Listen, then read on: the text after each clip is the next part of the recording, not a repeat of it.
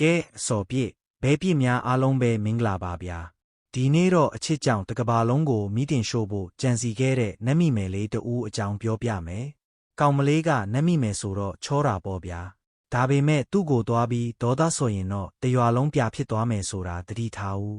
ဇလန်းစမှာတော့ရှေးဟောင်းသောအုပ်ကြီးထဲမှာအသက်ရှင်ခြင်းစမ်းရည်ရင်းကြီးရှိတဲ့ဒီနေ့တော့တစ်ဆက်ပိုင်ရှင်လူသားတစ်ယောက်ကသူ့သမီးလေးနေမကောင်းလို့ဆိုပြီးတောဆောင်နတ်မင်းကြီးအီဇိုတစ်ဆယ်စီမှာစမ်းရည်တစ်ဆက်သွားတောင်းပါတယ်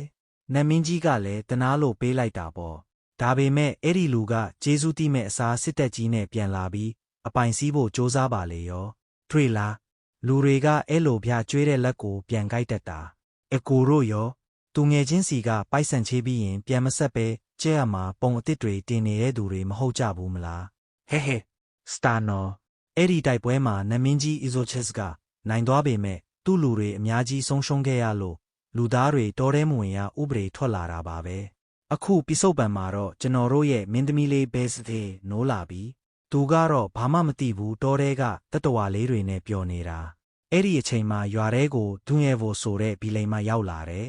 သူကရွာသားတွေကိုပိုက်ဆံနဲ့မြှုပ်ဆွဲပြီးတောထဲကအဖိုးတန်တရက်ကိုတွားခိုးခိုင်းတယ်တစ်သေးကဆိုတဲ့ပလွေမုတ်တဲ့ကောင်လေးကတော့သူ့ဦးလေးဆေးဖို့လို့ဆိုပြီးလက်ခံလိုက်တာပေါ့ဘေးစသေးနဲ့အီလ်ဒိခရိုတောထဲမှာဆုံကြတော့ကောင်လေးကပလွေလေးမှုတ်ပြလိုက်တာနဲ့မင်းသမီးလေးကဖုန်းနံပါတ်တန်းပေးခြင်းနဲ့အထိဆွဲလန်းသွားတာဗျာအကိုတို့လည်းသိတယ်မလားအမှုပညာရှင်ဆိုတော့ကောင်မလေးတွေကကြွေတာပေါ့သူတို့နှစ်ယောက်တန်ရောစင်တွေဖြစ်ကုန်ကြရောဘေးစသေးကလည်းအီလ်ဒိခကိုယုံပြီးသူ့ဦးလေးအတွက်ဆေးတောင်ပေးလိုက်သေးတယ်ပြီးတော့ဘေးစသေးတယောက်တော့အုပ်ရဲ့အဆောင်ရှောက်အစ်စ်အဲလ်ဇရီဘေဘီအဖြစ်ပါရွေးချယ်ခံလိုက်ရပါတယ်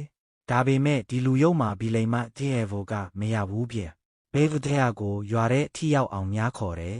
ဒီဒေခရဲ့ပလွေလေးကိုပြန်ပေးခြင်းလို့ရွာသားတွေကြားထဲရုပ်ဖြတ်ပြီးသွားရှာတဲ့ဘေးစသေးခမများပွဲတော်ထဲမှာအစ်ဒေခနဲ့ကရင်ခုံရင်းနဲ့ရုပ်ဖြတ်ထားတာတွေပြက်ကုန်ရောအဲ့ဒီမှာတင်ဘီလိန်မကအကွက်ကြကြနဲ့နတ်မိမယ်ကမကောင်းဘူးဆိုပြီးရွာသားတွေကိုဆိုပေးလိုက်တာပေါ့ဘေးစသေးခမများရွာသားတွေရဲ့ရန်ကနေဒူးဆိုချစ်စုကဲလို့လွတ်လာပေမဲ့စိတ်ထဲမှာတော့တော်တော်နာကျင်သွားရရှာတယ်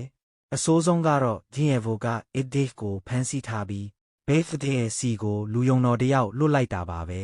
အစ်ဒေးကမင်းကိုတစ္ဆာဖောက်ပြီးစမ်းရည်ရင်းနေရာကိုပိုက်ဆံနဲ့ရောင်းစားလိုက်ပြီးလို့လိန်ပြောလိုက်တော့ဘေးဖဒေးရဲ့နှလုံးသားတစ်ခုလုံးကြေမိုးသွားရတယ်လူသားတယောက်ကိုပထမဆုံးအကြိမ်ယုံကြည်ခဲ့တဲ့သူမအတွက်တော့ဒီဒဏ်ရာကမခံစားနိုင်လောက်အောင်ကြီးမားခဲ့တာပေါ့ဒီနေရာမှာတော့တကယ်ဝမ်းနည်းစရာကြီးဗျာ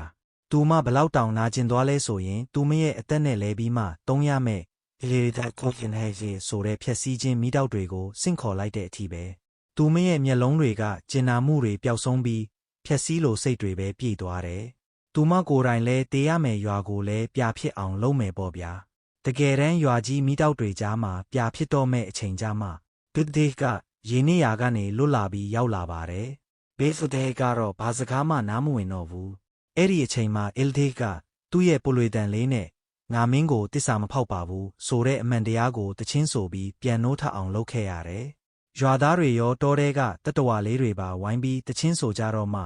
ဘေးစတဲ့တတိပြန်ဝင်လာပြီးမိတောက်တွေငိမ့်သွားတာပါ။ဒါပေမဲ့ဘေးစတဲ့ကတော့အသက်အန္တရာယ်စိုးရိမ်ရတဲ့အခြေအနေပေါ့။သူမရဲ့ဝိညာဉ်ကဟင်းလင်းပြင်ကြီးထဲရောက်သွားပြီးနတ်ဖျားတွေနဲ့တွေ့ရတယ်။သူမကအသက်နဲ့လဲပြီးလူသားတွေကိုကာကွယ်ခဲ့တာမို့ဒီမှာပဲထာဝရနေရမယ်လို့ဆိုပါတယ်။ဒါပေမဲ့ဘေးစဒယာရဲ့နှလုံးသားထဲကအချစ်တွေကနတ်ဖျားတွေကိုတောင်အံ့သသွားစေခဲ့တယ်။စစ်မှန်တဲ့အချစ်ကတေခြင်းတရားကိုအနိုင်ယူနိုင်နေဆိုသလိုပဲ